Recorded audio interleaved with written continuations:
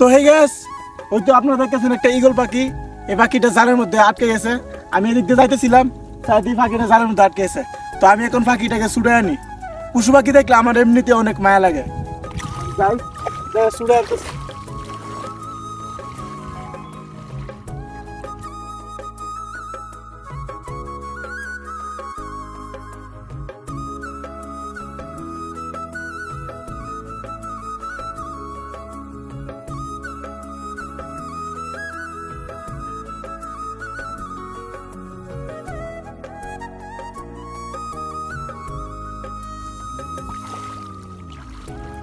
তো গ্যাস আপনারা দেখেন, আমি এই পাখিটাকে ছুটে আনছি। তো অনেকক্ষণ হয়েছে এই পাখিটা জালের মধ্যে লাগছে।